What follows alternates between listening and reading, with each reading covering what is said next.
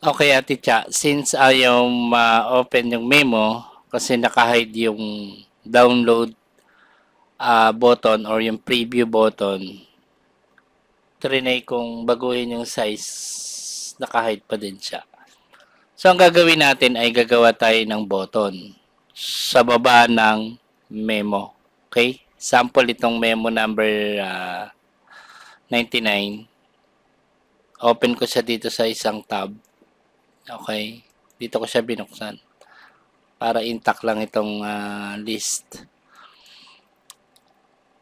Ito yung advisory number 99. Makikita mo meron siyang click to download this memo. So, pag tinignan natin to sa preview, ganito itsura niyan. Pi-preview muna natin to.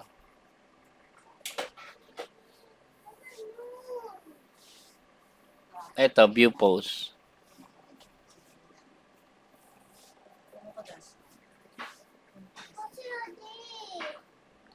Ito yung sample. Ito yung memo.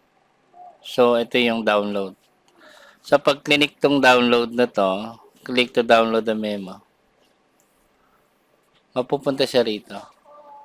Ito na yung download. Okay? So, ganito gagawin natin. Close ko na to.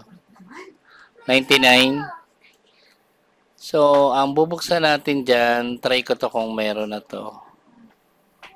Itong 369.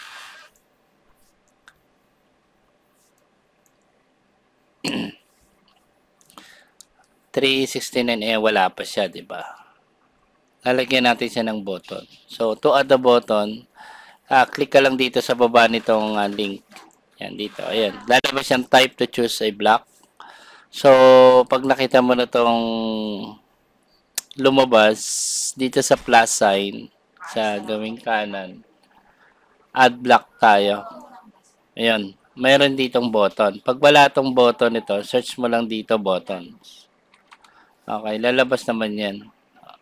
So, once na ginagamit mo na yan, lagi na nakalabas yan. Select natin yung button. Ayun na yung button, lumabas na. So, lalagyan natin siya ng name na nakikita doon sa website. Okay? Meron na ako naka-ready, nilagay ko sa notepad. Click to download this memo. Copy ko lang yan. Na-copy na siya. Ilalagay ko siya rito. Paste. Ayan, pinaste ko na siya. So, yan yung makikita doon sa button. Okay? So, idadagdag natin yung link. Hindi ka nalalabas para pumunta sa Google Drive. Ito na yung link.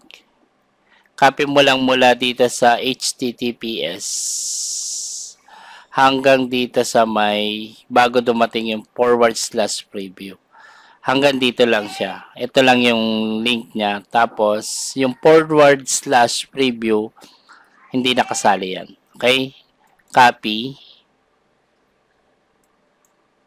And then, click mo ulit yung, yung button. Pag click ng button, lalabas to. Ito yung link. Dito natin siya ilalagay. Click mo yung link. Then, dito, right click ko para lumabas yung page. Ayan. Pag na-paste na, double check hanggang CRG. CRG yung naka last letter. So, i-click lang to submit or enter sa keyboard. Pareho lang yun. Ayan na siya. Okay. Then, save. Pag na-save na yan, makikita mo naman dito sa taas na tapos na siyang ma-save. Lalabas to. View post. Tingnan natin kung nag-take effect na yung ginawa natin.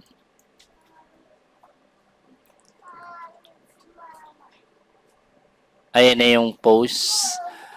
DM number 369.